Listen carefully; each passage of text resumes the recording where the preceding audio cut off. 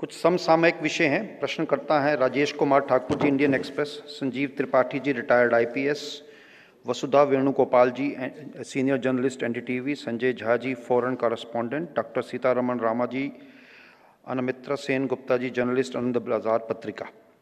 क्या संवैधानिक प्रावधानों के अनुसार मत पंथ संप्रदायों के प्रसार के लिए विदेशी धन आना उचित है? क्या लव जिहाद जैसी समस्याओं के विरोध में संघ कोई योजना बना रहा है? How to reclaim Hindu temples? Mister Bhagwat said, food is not linked to religion, but in some BJP ruled states, non-veg sales are banned during festivals. Does RSS support such bans?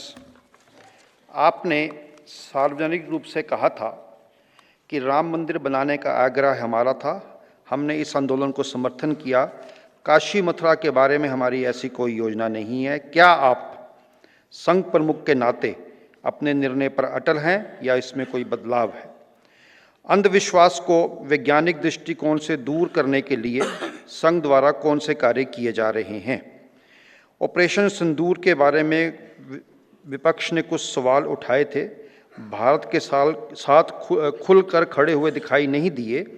इस पर संघ की क्या सोच है? इसमें अंतिम है, पिछले कुछ वर्षों से अनेक स्तरों पर हिंसा बढ़ रही है, आंदोलन हिंसक होते जा रहे हैं।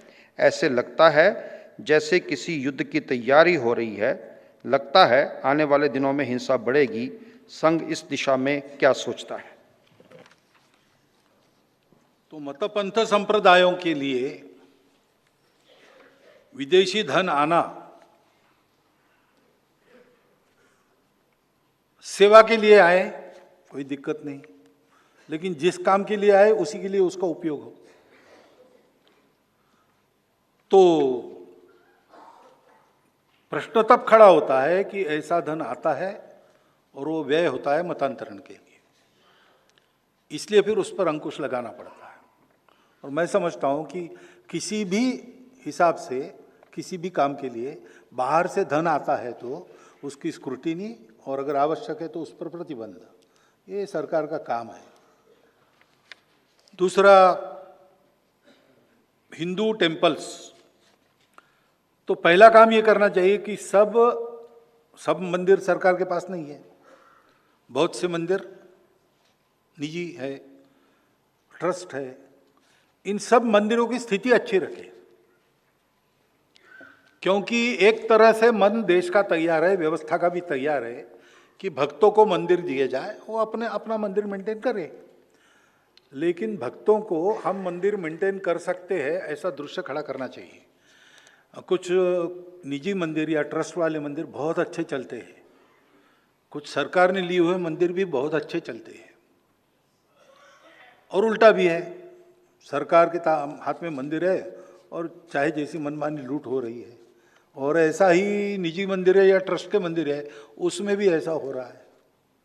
इसलिए इस चित्र को पहले ठीक करना चाहिए और एक रचना बननी चाहिए। मंदिर जब मिलेंगे तो उनको लेने वाली उस मतपंथ संप्रदाय के अनुसार पूजा की व्यवस्था, भगवान के लिए आने वाले धन का उपयोग, भक्तों के लिए आने वाले धन का उपयोग, ऐसा करने वाली नागरिक और उस पंथ संप्रदायों के धर्माचार्यों की एक व्यवस्था लोकल लेवल पर, जिला लेवल पर, प्रांत लेवल पर, अखिल भारतीय लेवल पर बननी चाहिए, ताकि जब न्यायालय कहेगा कि हम देते हैं तो लेने के लिए लोग तैयार रहें।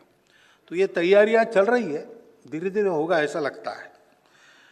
Food is not linked to religion, लेकिन व्रत के दिन नहीं खाना ये तो लोग करते हैं, पर्व त्योहारों में शाकाहारी रहना लोग करते हैं। उस समय अगर ऐसा दृश्य सामने आए कि हमारे घर के सामने ही कोई ऐसा कुछ कर रहा है, तो हो सकता है भावनाओं को ठेस पहुंचे। तो 2-3 दिन की बात है, समझदारी से ऐसे समय में ऐसी बातों से परहेज रखना चाहिए, तो कानून भी नहीं करना पड़ेगा। अब ये समझदारी नहीं है, कौन क्या खाता है इससे मेरी भावना आहत होने का कोई कारण नहीं। लेकिन विशेष प्रसंग है, वो समय चाहते हम सब आंखों के सामने भी, और जैसा मैं चाहता हूं वैसा रहे। तो उस सेंसिटिविटी को समझकर मैं भी तय करूंगा कि भाई इनका त्यौहार है, ये नहीं करना है, मैं नहीं करूंगा। ये समझदारी होती नहीं तब ये कानूनन बैन वगैरह आते। उसमें उस कानूनों में भी, उस बैन में भी ये नहीं खाना वो नहीं खाना ये दृष्टि नहीं रहती, ये भावनाओं के भड़कने के कारण झगड़े न हो ये दृष्टि रहती है। इस दृष्टि से वो ठीक ही है, लेकिन ये समझदारी दोनों तरफ आनी चाहिए, तो फिर इनकी ज़रूरत भी नहीं पड़ेगी।